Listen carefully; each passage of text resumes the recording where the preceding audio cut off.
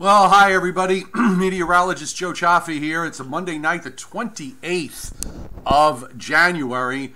Welcome to my YouTube channel as we take a look at some weather changes that are coming, and some of them are quite on the volatile side as we transition over into a bitter cold air mass that's going to be dropping down into the northern plains. We've got a lot of winter weather going on across the country. And I'm going to be, front and center on the fact that my forecast, at least for my local area and nearby areas, doesn't line up exactly with the Weather Service's forecast. I've kind of got my amounts on the low side of the range, and I've got my reasons for this. We'll see how it plays out. But this winter, it's been a better bet to go to bet against as the few storms that have impacted the east in the month of January have underperformed. Even the one from Saturday week to 10 days ago wound up underperforming what some of the models were producing, although that did produce some 1 foot plus amounts, but we were getting some kind of crazy numbers. And a lot of times when the models do that, we tend to sort of disregard. It's very hard to pick an upside. But a lot of stuff going on, so we're going to get to it. I just want to quickly say hi to those of you who are joining tonight from the Facebook pages of New York, New Jersey, Connecticut Stormwatch, Angry Ben's Angry Weather, my Facebook page, Meteorologist Joe Chaffee, and the SS Storm Chase and Forecast team. And you will try and get the short range stuff done inside the first 10 minutes. It might go a little bit longer tonight because there's a lot going on.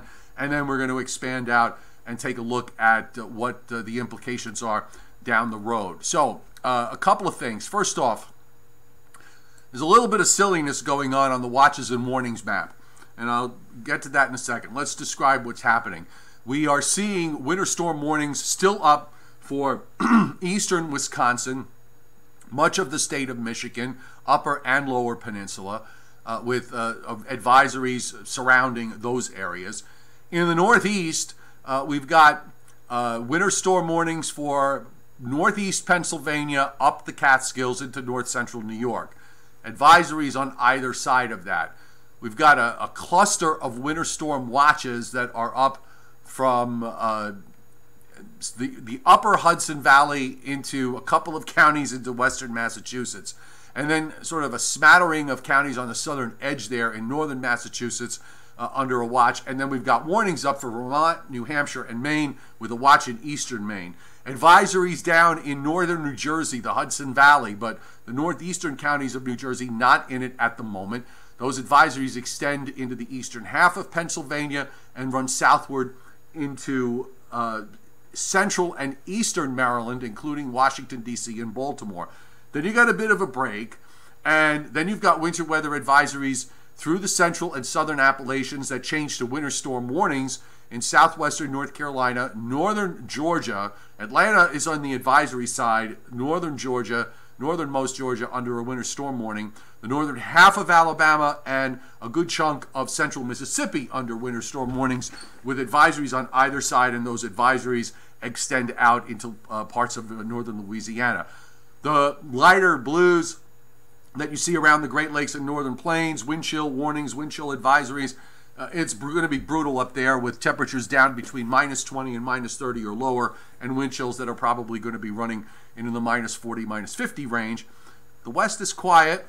Florida's drying out from the big rain they had, the big soaking rain and the raw conditions they had through much of the state yesterday. But the funny spot is if you take a look just north of, of New York City in the Hudson Valley, there are two counties here that has no advisory up, although there are watches to the north, advisories to the south, and winter storm warnings to the west.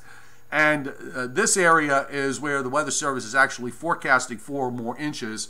The criteria for winter storm warnings actually changes when you go up into Dutchess County and points northward from 4 inches or more to 6 inches or more. And as a result, I guess Albany's view is, look, this stuff up for this way is probably not going to happen until late tomorrow afternoon into tomorrow night. So why even bother to put the advisory up now when we can put it up tomorrow morning? I'm just trying to figure out what the logic is behind it. That might be what it is. So it doesn't mean that you're not going to get some snow out of this. All right, so we got that little controversy taken care of. So we're going to start. I'm going to start with my forecast for this snowfall, and this is going to include the regions that I forecast for, which is mainly eastern Pennsylvania to southern New England, but also for down into south central Pennsylvania and down further south into Maryland. Now, I am in some areas I am lower than what the Weather Service is going for. I have the black line, so east of the black line, coastal New Jersey, southern Delaware, Long Island, and southeastern Connecticut. This is going to be a rain that changes over to snow before it ends. I'm thinking it might be enough for a coating. If it changes over even an hour sooner, maybe it'll be a bit more. Maybe it could wind up being a coating to an inch. But for now, I'm just going to go with this idea. It's this whole premise here, whether it's here in my neck of the woods or for the areas down to the south in the southern states. It's a race between the cold air and the precipitation cutting off. That really is what it boils down to. And most of the time, not all of the time, the cold air comes in and the dry air comes in and the precipitation just shuts off. Sometimes you get the cold air and the precipitation holds for a while. And in order to get some of the amounts that are being forecast in the regions in the south, you're going to have that happen. You're going to have the cold air get in and the overrunning precip still happening. So where we have amounts probably double what I'm forecasting in northern New Jersey, I'm only going for maybe, my 2-inch line cuts across northern New Jersey, western, it looks like northern Hunterdon County, and then on northward into about Passaic County or western Passaic County. The northwestern counties, I got them in the 2 to 3 inch zone, and the same for northeastern Pennsylvania.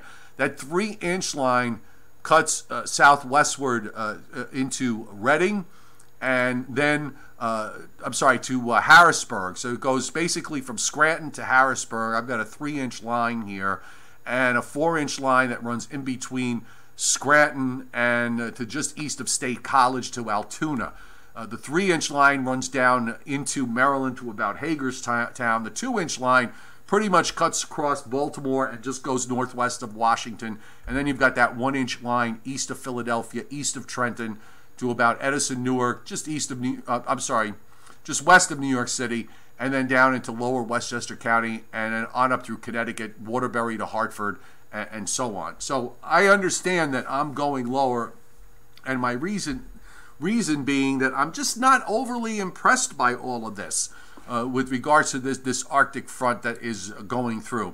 Now here's the Weather Service's forecast from WPC, from the Weather Prediction Center. So the darkest blue is 4 to 6 inches, and then the yellow is 6 to 8. So they have a jackpot zone indicated in up in upstate New York, into the western part of the Adirondacks on over to the lake to the shores of Lake Ontario, and basically an 8 to 12 band that runs in. I'm trying to make sure I got my colors right. So 8 to 12 through the central and northern Catskills, on up into western Mass, Vermont, and into New Hampshire and Maine. I'm okay with the Maine, Vermont, and New Hampshire amounts, and even the amounts up north of I-90. It's the area to the south, but in particular in my zone, where we're looking at sharp cutoff lines between a coating to a couple of inches to 4. So I basically have about half of what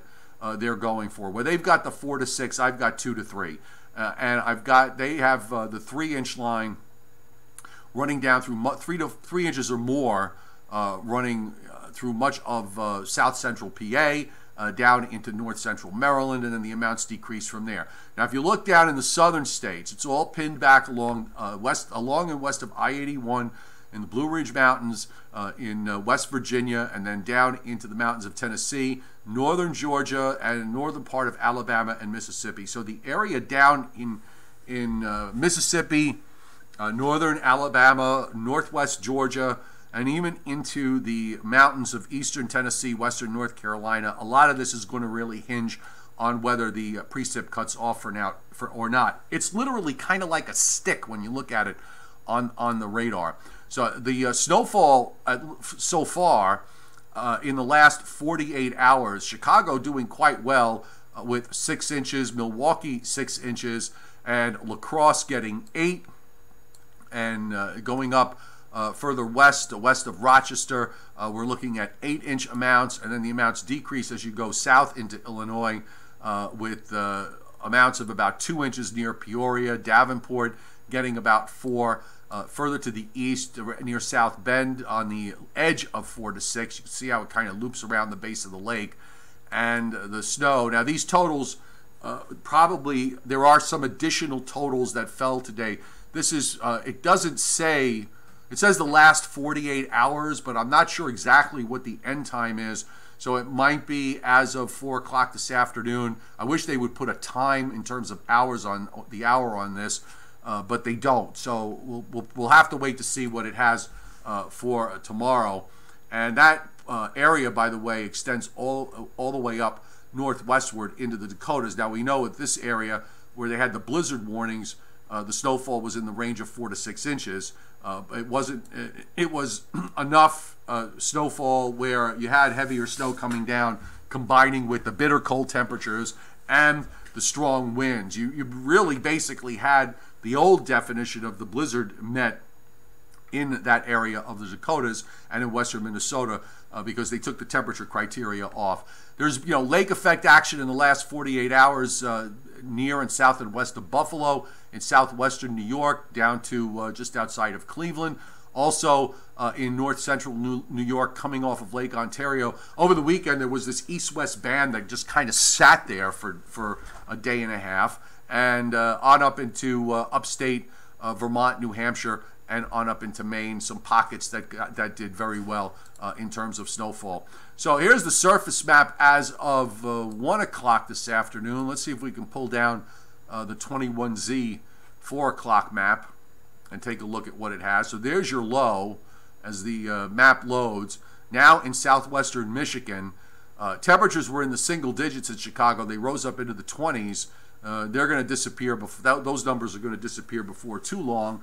And then you start to get to the teens, the single digits. You start seeing numbers below 0 as you head into Canada.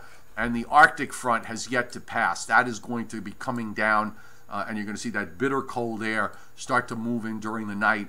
And it'll be there in full force during Tuesday and Wednesday as that Arctic air starts to really plummet down. And meanwhile, here in the Northeast, we had this ocean storm that's way out to the east, and you can see it on the edge of the screen there. This was a situation where if the timing had been a bit different, if the jet stream in the Atlantic had been a bit more constructive with regards to keeping this low further to the west, we'd probably be talking a snowstorm here at the moment with cold air that came down from eastern Canada. We didn't get out of the 20s today in a lot of my zone, and that cold air wedged all the way down toward the Washington, D.C., Baltimore area. So it's a matter of timing a lot when these puzzle pieces are floating around, and it just didn't come together. You have a wide open southwest jet in the Atlantic, so it's just pretty much an open alleyway for weather systems to move along. All right, let's look at the radar tonight, because I think this kind of gives an idea of what the signature of this system is. And it's not, it almost looks like a summertime, it really kind of looks like a summertime cold front or a late spring cold front with a line of showers. This is mostly rain from Ohio down into central Kentucky, central Tennessee, back up into northwest Mississippi and into southern Arkansas, northwestern Louisiana.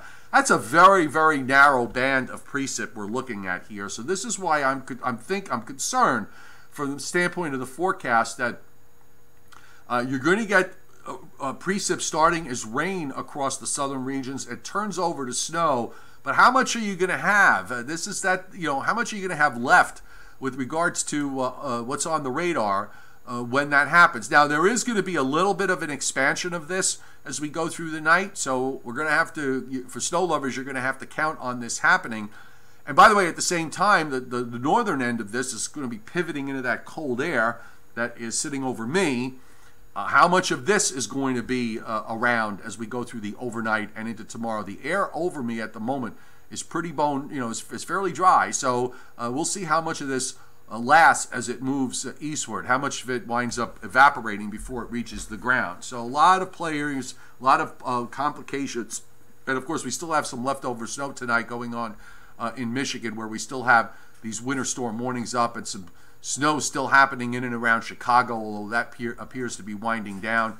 And there's not much else happening as you look out over the plains, other than the fact that they're going to be dealing with the brutal cold. And we've got a little bit of activity here going on in parts of Nevada and into northern California, a little upper air disturbance that's moving through. But in the west, much of the weather out in the west is fairly quiet. A couple of dense fog advisories, really. And that's just about it. So let's take you through where this is all going. And we'll start with, I think what I'm going to do is we're going to start with the HRRR model. And I'll go back 1 hour, so we'll have 18 hours worth. This only goes out 18 hours. So if you watch the HRRR, so right off the bat, we can tell you that this was supposed to be what the radars was supposed to look like at 7 o'clock tonight. So we can measure that by what's out there. It looks like the radar, there might be a little bit more on the radar, not a whole lot more, but a little bit more than what the HRRR was picking up. So that would be, for snow lovers in the south, that would be a good sign. And here we have the showers expanding, which is what the models seem to be doing. And then you start to get into that colder air coming in while there's still precip going on. So by 3 or 4 in the morning, you're seeing a changeover to snow through parts of central Mississippi. Bear in mind, in the areas that you've got winter storm warnings up here, the criteria for a winter storm warning is a lot lower than what it is up in the northern mid-Atlantic and up into New England and in and around the Great Lakes. Here it's, basically if it's an inch or two, it's a winter storm warning. And then that pivots over into western Alabama. But you see how the HRRR handles this? This is at 10 o'clock tomorrow morning. There's this huge gap in Virginia down into North Carolina where you're not really seeing very much. You've got some snow in the eastern half of Pennsylvania and parts of northern New York, but it isn't exactly a solid area. And then we're kind of done. Starting to see a little bit more precip breaks out. This is at 11 o'clock tomorrow morning in parts of Virginia and in North Carolina. For the forecasts to verify in those mountains in western North Carolina, eastern Tennessee, and western Virginia, you're going to have to see this stuff blossom out. Look at the precip amounts. Again, this is only through 11 o'clock tomorrow. In the Northeast, not much. We're talking a couple of tenths in parts of Pennsylvania. You head down into the south. Some of this is rain. You do have some half-inch plus amounts. So assuming the cold air gets in here in that area in central Mississippi, there'll probably be a narrow band of a couple of inches of snow through all of this. And again, now the snowfall here on this map is only through 11 o'clock tomorrow. So you can see how this shapes up. Patchy area here across Mississippi into Alabama. And also you've got this area that's starting to snow up through the mountains of western North Carolina into West Virginia and even into Pennsylvania. We're only looking at a coating to a couple of inches in some places, again through 11 a.m. So that's the HRRR's view. We're going to change over to the NAM now. And you'll see that the NAM's got a slightly different perspective here. I think using the snow map here probably works in terms of the general area. It's not going to take into account local climatology that gets involved. But the NAM has a bit more of a robust looking radar than the HRRR does, and you'll see it here. Kind of gets the same idea going. But again, it's this narrow stick. And meanwhile, up in the Northeast, so you've got the snow that by 11 o'clock in the morning is in eastern PA, southeastern New York, extending on up to upstate New York. And as we go, this is at 1 o'clock in the afternoon, snowing in northwest New Jersey. Much of eastern PA, southeastern Pennsylvania is raining, and you actually have rain going down, maybe Washington, D.C., Baltimore, kind of on the edge of that. And it starts to enhance the precip a bit. You see the darker blues showing up late in the afternoon. Through much of New Jersey here now, this is at 6 o'clock tomorrow evening, it's rain. And for Long Island, it's rain. It's, excuse me, excuse me.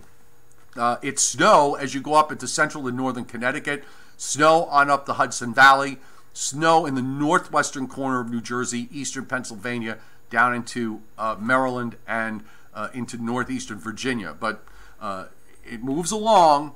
Cold air starts to come in. It's a narrow back edge. This is at 9 o'clock tomorrow night. It's just getting ready to change over to snow in New York City. It's just ended throughout much of south central Pennsylvania and in Washington, D.C. and Baltimore, and almost into on the western New Jersey, Pennsylvania line. So here's 10 o'clock, 11 o'clock. By midnight, it's just about done in New York City. For the coastal areas, you're going to have to hope that that cold air comes in and you wind up getting some snow for a couple of hours. Again, if you're a snow lover. If you're not, then you're going to hope it plays out where it's a little slower for the cold air to get in. I'm just not really excited by all of this. I'd be more impressed.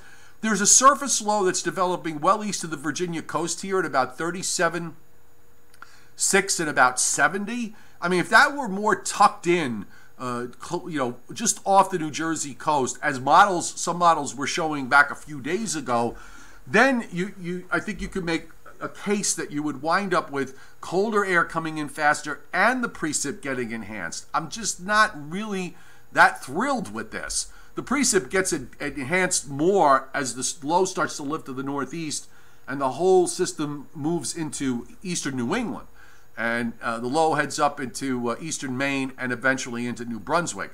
But by that time, of course, it's long gone. Again, here are the NAM amounts, just as a comparison.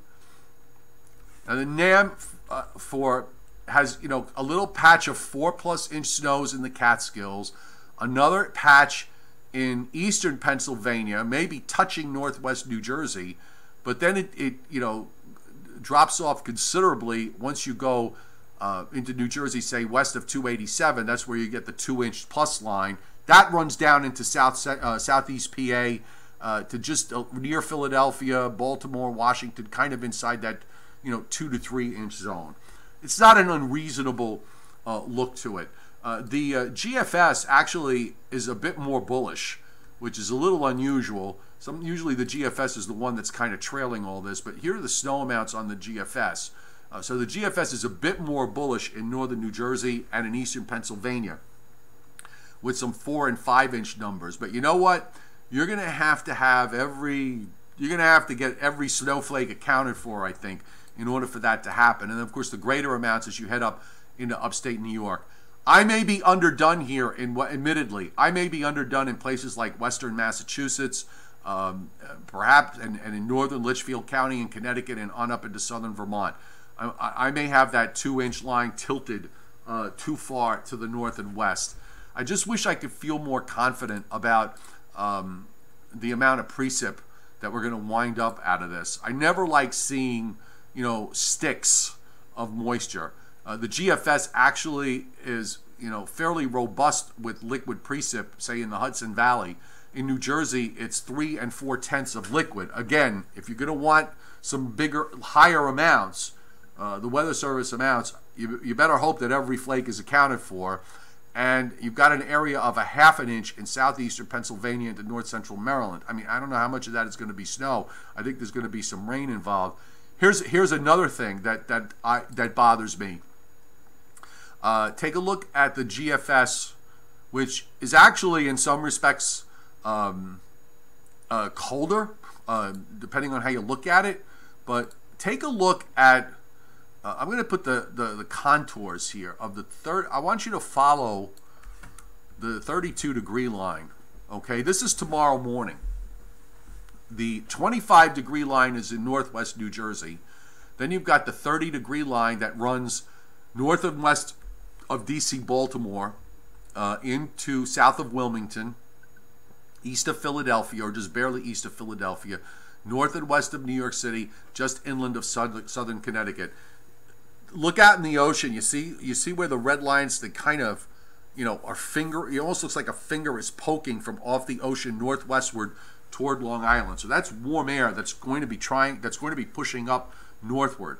And at 1 o'clock tomorrow afternoon, virtually the entire state of New Jersey, southeastern Pennsylvania, is over 32. These are 2-meter temperatures, the surface temperatures. The 35-degree line is up into the northwestern counties. The 40-degree line is running from the south shore of Long Island to Sandy Hook to about Wilmington, Delaware. It's after that you start to see it drop off in northwest Jersey. This is at 8 o'clock tomorrow evening. The surface temperatures are 32 or higher.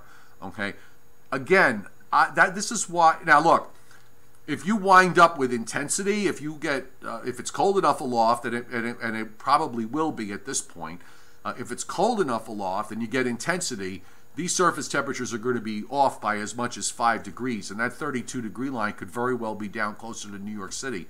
But I'm not, when I looked at some of the technicals with this, in terms of the vertical motion, the amount of lift there is in the atmosphere, the amount of instability there is in the atmosphere, it just didn't rock my socks off, I guess is a way to put it.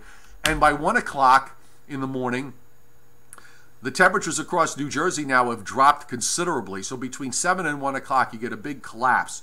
So whatever precip that falls in that period is going to be snow. The 32-degree lines at New York City, Long Island is sitting between, much of Long Island is sitting supposedly between 35 and 40. We could look at the NAM just for comparison's sake. And here, it's a shade colder for the same time frame at 1 o'clock in the morning. But you know what? By then, the precip's just about over with. Here it is at 4 o'clock in the afternoon. The 32-degree line is still up near the Pennsylvania-New Jersey border, and it's only after that it starts dropping off fairly quickly toward the coastline. This is at 1 a.m., and look where the precip is at 1 a.m. by this time. It's still, it's changed over to snow on Long Island. It's done in New Jersey. So it's basically a few hours that you have to put down the snow, because I just don't know that you're going to be able to accumulate much of anything during the day tomorrow. I never like cases like this. I've seen them surprise in both directions. This does not inspire me as one that will surprise on the upside. That's just kind of how it looks to me at this point. I kind of been grasping around for clues to tell me whether I'm looking at this the wrong way. I usually like to jump to the SREF model, or what we call les plumes, and here are the les plumes, and there's a map down here on the bottom. You can just Google SREF, SREF plumes if you want to play with it. Now I've just pulled up Scranton here, for example, and this kind of makes sense. The black line is the average snowfall. This goes out to 96 hours into the future. It's a model from Stony Brook University. There's about 26 members to it, and they all have their plots in terms of snowfall. And you look at that black line is basically the mean, okay, of all of this. So Scranton, where it should be cold enough for snow through the whole thing, gets 4.59 inches of snow. All right. Not exactly an awe-inspiring amount. Just to show you what it gives New York City. New York City, it actually gives a little less than 3/4 of an, just about 3/4 of an inch of snow. Okay, for a total accumulation. For coastal New Jersey, for example, in Long Branch, 0.62. That's not liquid precip. That's 0.6 of an inch of snow. Philadelphia gets 1.25 inches. Lancaster gets a bit more. It actually gets 3. Reading gets just under 4. Harrisburg, for example, gets 2.93. So you can see where the heavy band is setting up somewhere between, east of Harrisburg and to the west of Philadelphia. Albany in upstate New York, their average gets only 4.5, okay, which is a bit surprising to me. Let's look in Western Mass, where my forecast is, fairly low. Near Pittsfield, Pittsfield gets 5.7. So one of the things I look for using this particular model is a trend. I look to see, it comes out every 6 hours. The next one will be out at 8:45. I don't really look at the absolute amount that the model generates, but I look for a trend. Is it going higher in the next run? Is it going lower? Did it stay the same? That to me, I think, is probably more important in terms of trying to use that as a guide. If I see the SREF numbers go up an hour from now, if they double, let's say, from what they are at the moment, that would kind of raise my eyebrows a bit, and then I'll be paying very close attention to the next model cycle of the NAM. All right, so we're going to now get out of all of this with the snow, because the next thing, of course, is the bitter cold air that is coming down.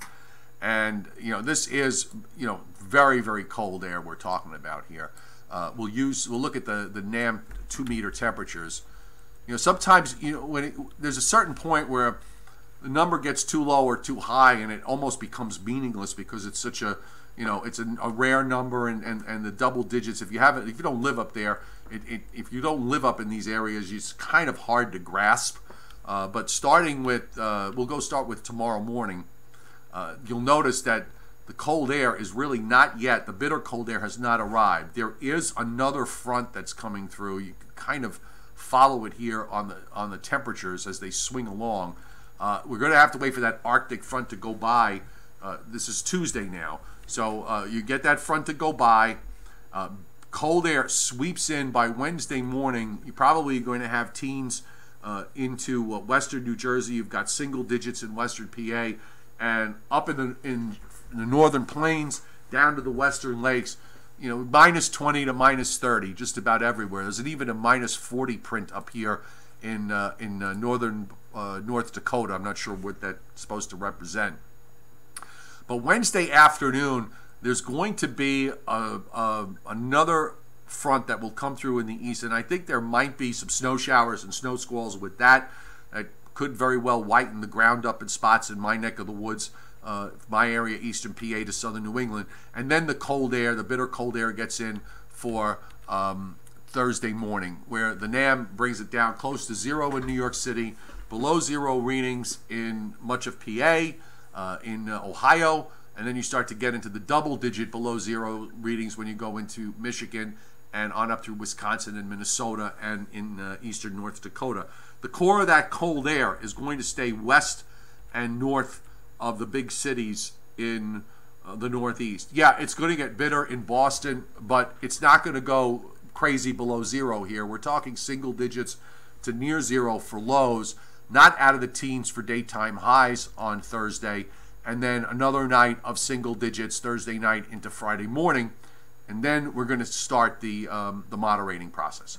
So I know it's kind of the short range is where everything's happening here, so we took a while to get to this point. Now let's take you out, because this is going to be another instance for a lot of areas where you're going to have all this bitter cold air. You're going to wind up you're going to warm up and rain and never see a flake or an ice pellet by the time the next storm comes in. But watch these temperatures for Friday, how quickly that cold air pulls out. Still pretty cold Saturday morning in the Northeast, but then that cold air begins its retreat, and by Monday it's gone. And you start to get some warmer air. It stays cold up near the border and across the northern Great Lakes, relatively speaking, but the bitter cold air is long gone. And if you watch going forward here through the first week of February, temperatures in the east are going to be on the mild side, and in fact they're going to be quite warm. If the GFS is right, you might eventually get some 70s up into the Carolinas. We'll see if that plays out, because there will be a ridge in the east, and you're going to have the trough shifting to the west, at least temporarily. So let's back away. Let's go back, and we'll widen out in the long range and look at the upper air. Look at the extent, by the way. This is at 66 hours Thursday morning. You know, all this purple here, this is all minus 30 or lower, strung all the way up into northern Canada. that source region, that cold upper low that migrated from Siberia across the North Pole, then dropped southward and strengthened big time as it reached the northern Great Lakes. So that's where the stream of cold air is coming from. But as with these things, the vortex pulls out. There's no blocking, so it goes away. And suddenly, by the time we get to Sunday, you've got a westerly flow across the United States with the trough in the west.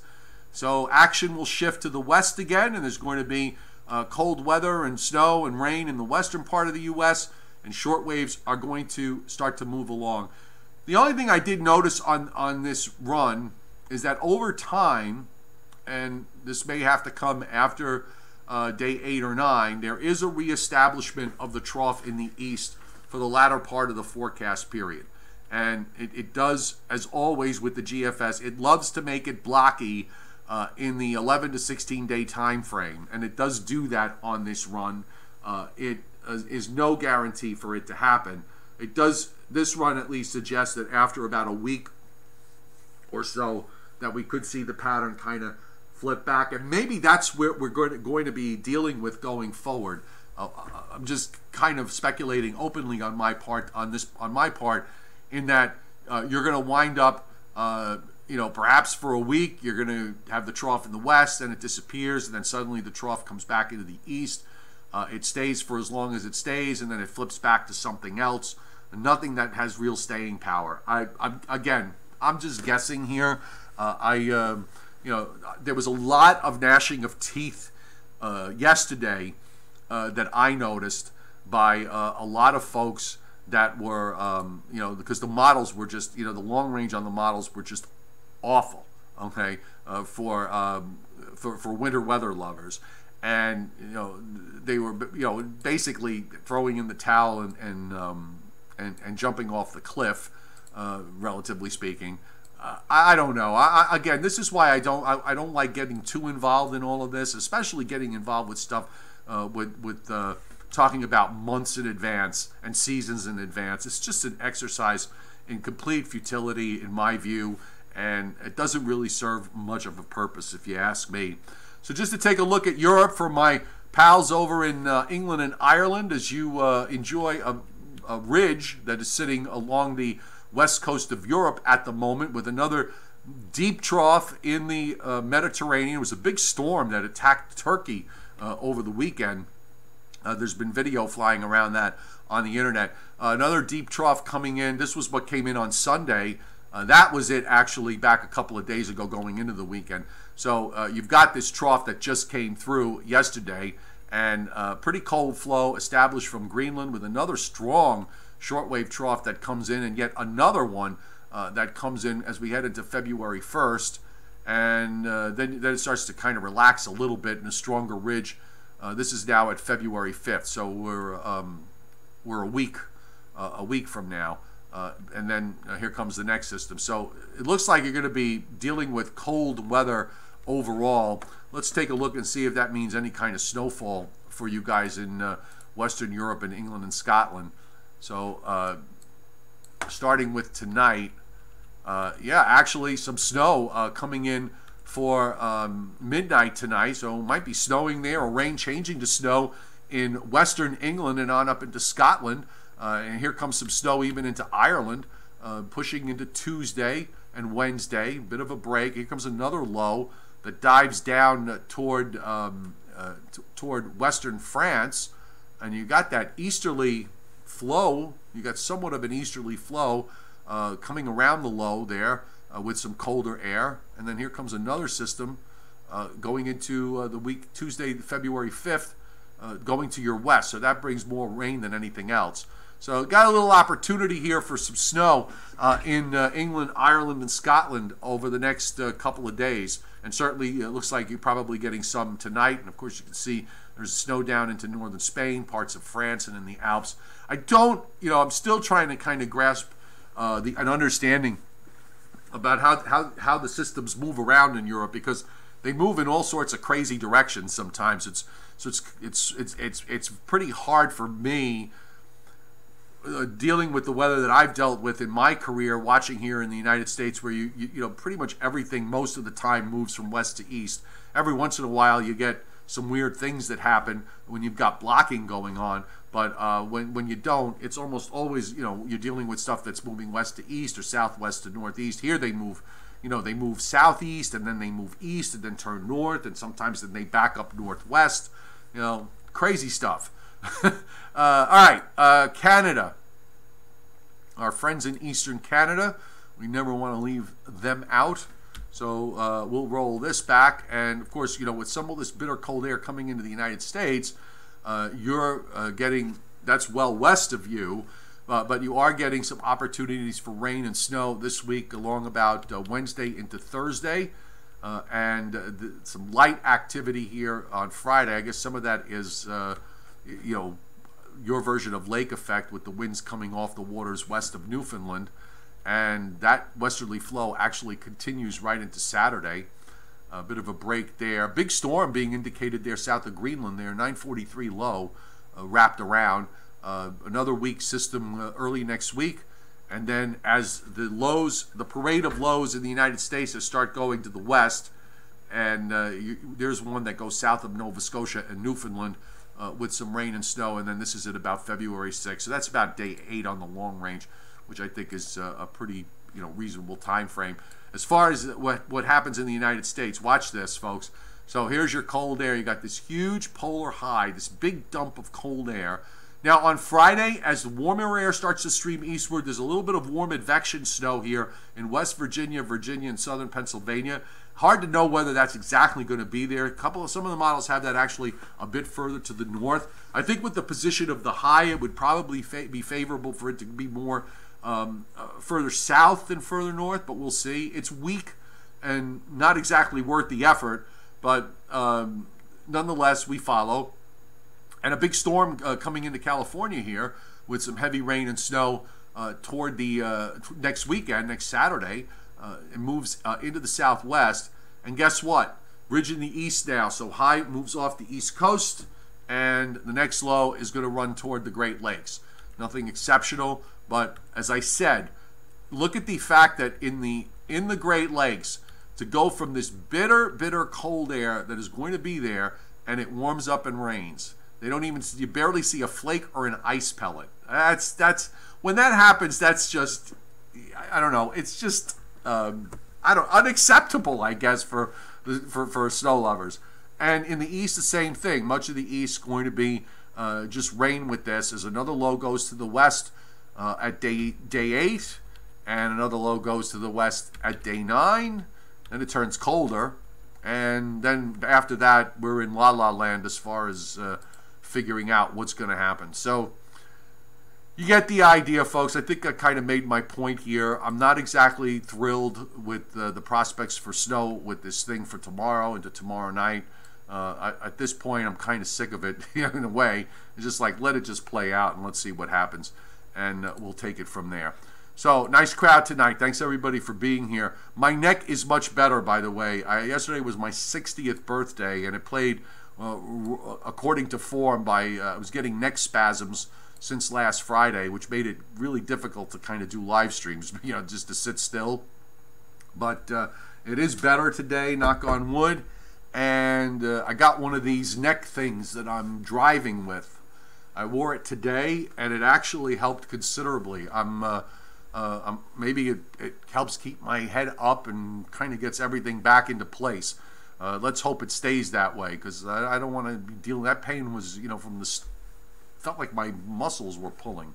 Not fun. Oh, Scott Briller, thanks a lot. You don't have to do that. I really appreciate it, though. Thank you very much for hitting Super Chat tonight. Thank you. Is the atmosphere snapping back from the bitter cold like a rubber band, David Schwartz? You bet it is.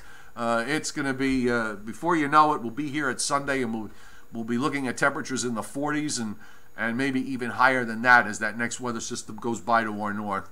It'll be the second time that we've gotten bitter cold air here in the east, only to have it warm up and rain and not see a flake or an ice pellet.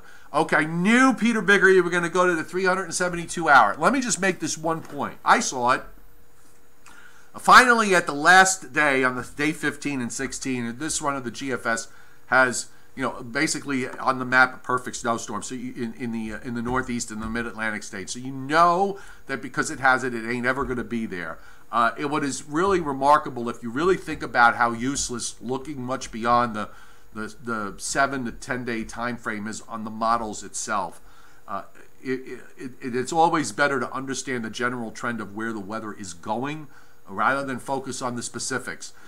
Think about, since November, how many storms that the long-range models, be it the GFS or the European, beyond the 7 day time frame, how many storms has it put in anywhere in the eastern half of the United States, and how many of those have actually verified? I can tell you this, at least from the standpoint of snow events, in my area where we're sitting in a snow hole, a complete drought of snowfall since the November snow of November 15th, not a single one, not one, has verified. So remember that, okay? When you look at these long-range models on your own, remember that the chances of it verifying are extremely low. Mark G. and Joyce Mack, thank you very much. Appreciate it. There's a cigar and a cup of coffee in here for me, maybe an espresso. Thank you so much. You guys are all Patreon members, and you really don't have to hit the super chat, but I thank you very much. I really do appreciate it. The trend has been dictating nada for the I-95 corridor. Brandon Doherty, that is it. That is correct. One of my favorite sayings, as you know, let the trend be your friend. And the trend this winter has not been good for the I-95 corridor. So take a swig of water here. And now that's not to say that that trend is going to continue. It may break, but you know what? We're almost to February now. We're running out of time. We're starting to run out of time. And normally I don't say that, except for the fact that we really haven't had anything. So if we're going to lose the upper air pattern, thanks again, Joyce. Yes, I will get a slice of cake and coffee next time around. Absolutely. If we're going to lose the upper air pattern like this, it's going to take another week. We're going to lose it for a week, and then if it changes back after that, it is going to take another week to get it to change back. So you continually waste more time.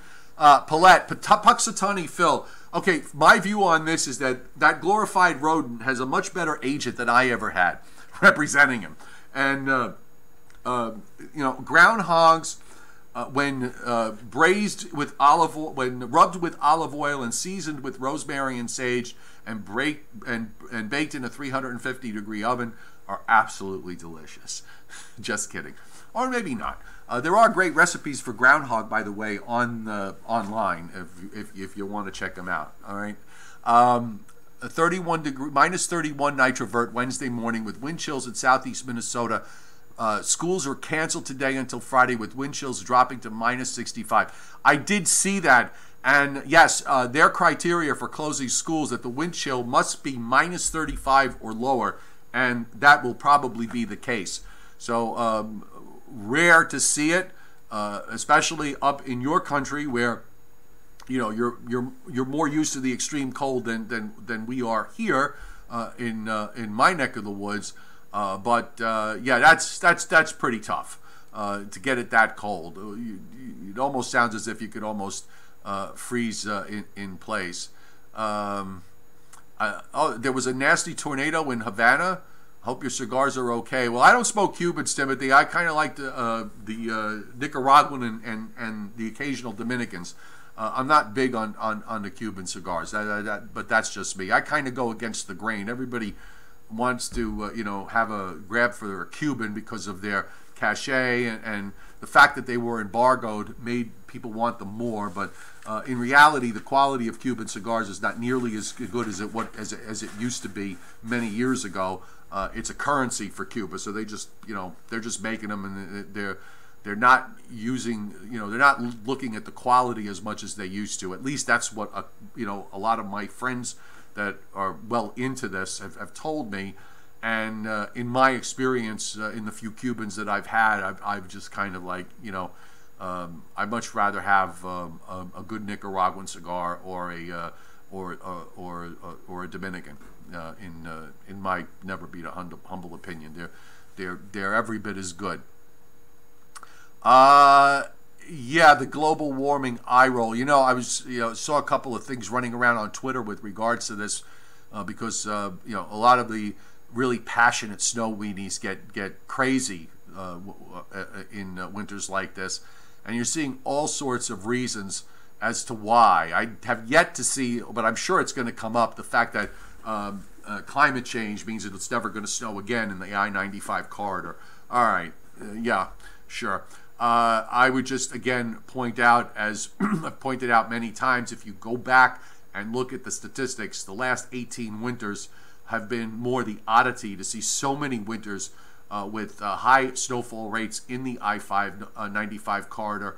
And if we just revert back to the mean, let alone go below normal, I could take you back to the 70s, 80s, and 90s when snow in the I-95 corridor was something that happened, in terms of a snowy winter, was a every 5 or 6 year event, and some of the stretches of below normal snowfalls ran as long as 9 years.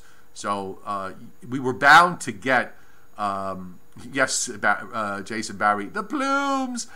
We were bound to get a subpar year, and that has been the case so far. So assuming that the pattern doesn't change, it's just going to be a subpar year, and that's all it is going to be. I don't think we need to read any subpar year for this small area from Boston down to Philadelphia, and that's not the case for places up in upstate New York and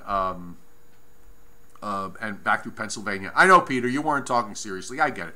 I just wanted to kind of make the point with regards to that. When you look at these long range, you look at the long range and all this eye candy that it throws up. And I have to tell you, by the way, the European model is, to me, probably performed the worst of any model this past winter overall, in my opinion.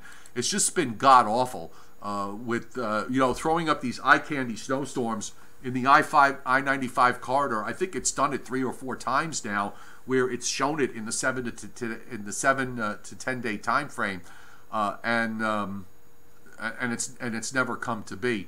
I really didn't throw in, Matt Collette, I really didn't throw in the towel. I have it in my hand. I'm waving it.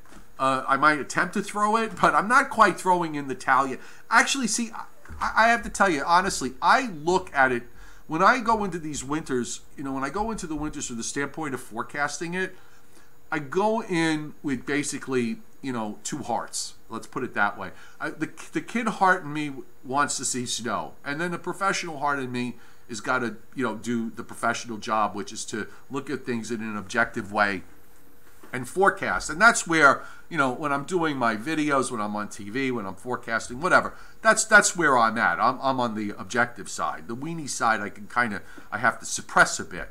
So I really don't look at the winter as this sort of endless, as this endless reach for nonstop snow for 5 months. Okay, I kind of look at, I don't care what the pattern is overall.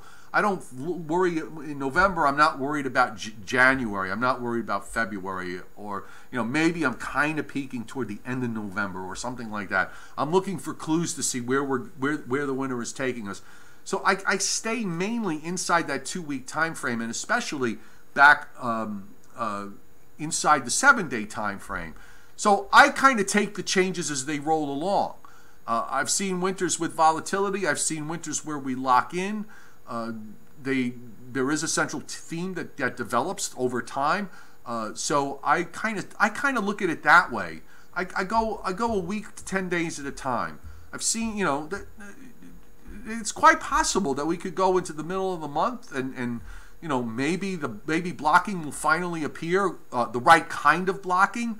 The NAO, the North Atlantic Oscillation, right now is negative, but it's the wrong kind of negative NAO. Okay, it's just not negative in the right place. We don't have the blocking in the right place, but maybe 2 or 3 weeks from now we might. I don't know. I'm not that crazy good where I can, I can give you the answer to that question. So I just kind of like to take things. I kind of look at things and look at this whole, the whole flow of weather as this journey. We're kind of on this journey. There's a road. The road goes from A to B. You think the road is straight, but there are twists and turns along the way. Sometimes the road goes north. Sometimes the road goes south. Sometimes it winds. There were stops along the way where something happens, and that's always been my approach to it all. I can't go in with some sort of preconceived notion about what the next several months are going to bring. It just doesn't work for me. Steve Lapointe, thank you so much for hitting Super Chat tonight. I really appreciate it. That's very generous of you, and it will definitely get me a cigar. It'll get me a birthday cigar. Thank you so much, and a beer. I really appreciate you hitting Super Chat. Izzy D, I actually did go to the teleconnection site about 20 minutes ago. It is back up, but it has not been updated. So I'm thinking tomorrow they should have the forecasts in there. I think this was their first day back as far as coming back on from furlough from the government shutdown. So we will hopefully we'll get to look at them, and we'll see what they what little hints they can give us. With the northern Alfred Phillips, our buddy from Wainwright, Alaska, our northernmost viewer here on my YouTube channel. In 26, the northern hemisphere cover up with snow and ice like the year 1816. The whole America with snow and ice. If you look at the snow cover, by the way, and if you look at the areas that have gotten snow during this month, it actually extends pretty far south and east. There were very few areas that have not seen snow. It just happens that a lot of us that are on here tonight happen to be living in that area. And also, by the way, this might be, if we don't get one, this will be the first winter since 2011, 2012 that New York City will not have a 10-inch snowstorm in the books. And that is an equally incredible statistic when you consider if there's been a 10-inch snowstorm every year for the last 6 winters in New York City. You can go from 1983 to 1994. There was not a single 10-inch snowstorm. I'm sorry, 1983 to 1993. There was not a single 10-inch snowstorm in that 10-year time frame. Okay, that is, statistically, I think I did the math once, and it works out to a big area-wide, widespread snowstorm happens once every 10 years. Well, guess what? We've gone 10 years without seeing a single 10-inch snowstorm. So this drought is nothing compared to what it was back in the 70s, 80s, and in the 90s. And Johnny Quest, you, the man in Western Virginia who is riding his canoe after all the rain you had, thank you very much for the birthday wish and hitting Super Chat tonight. Also, you don't have to. You're on Patreon, but thank you very much for hitting Super Chat tonight. Really, really appreciate it. Okay, guys, I'm going to call it a day, and really quick, I got my 1,000th subscriber to my free app on Google, okay, if you've got an Android device. So if you haven't downloaded it yet, and now with the new update, it really doesn't matter where you are. You can use it for your own purposes, and you can read some of my posts, including the long-range post and the National Weather Service snowfall forecast maps that are on there up and down the East Coast from Georgia all the way up into northern New England. So if you haven't downloaded it, there's the link for you on the chat, and it's absolutely free. The iPhone story. Apple has yet to respond. It's 5 days, so I'm told that that's a good sign. If we haven't heard from Apple in 5 days, that the odds that every day goes by, the odds of my app being approved are going up. So I'm hoping that it'll happen this week. Keep your fingers crossed. Here's my link to my Patreon platform, which is $2 a month, folks. And you get posts all day, live streams just for members only. And you can message me at any time, and I'll come back with a timely response So there's the link to my Patreon page. Again, that's just $2 a month, unless you need me to do work for you in a big way. And then there's some higher tiers which you can decide to take if you like. The plume link, sure. Anthony, Izzy, just give me a second here. I'll put it up there, but in case you lose it, just Google SREF, S-R-E-F, plumes, and it will come up. So here's the link to the plumes. Tonight, the Joe and Joe Weather Show at 9:25 Eastern Time on my Facebook page, meteorologist Joe Chaffee. So do join us. Tomorrow, I didn't get to do a Patreon live stream this morning, mainly because of the fact that my neck was driving me crazy. So I had to either do one thing or the other, put posts up or do a live stream. So I put the posts up. But tomorrow, assuming that my neck's not going nuts on me, I will be doing a live stream for members only, probably around the time that the GFS is out. So figure around 10:30 Eastern Time. So if you want to check that out, just subscribe to the Patreon platform. Got a nice group there. We're up to almost 230 people and growing, and I'm really excited about it because as we get out of this season eventually and head toward hurricane season, it'll lead to other things that we'll be able to do on that platform. And it's just weather, folks. There's no flat earthers, etc., etc. None of them are there. It's just serious weather people, so that's a good thing. Okay, so we'll either see you on Facebook tonight, or otherwise we'll see you tomorrow night right here on my YouTube channel. Good night, everybody. Thanks again for being here.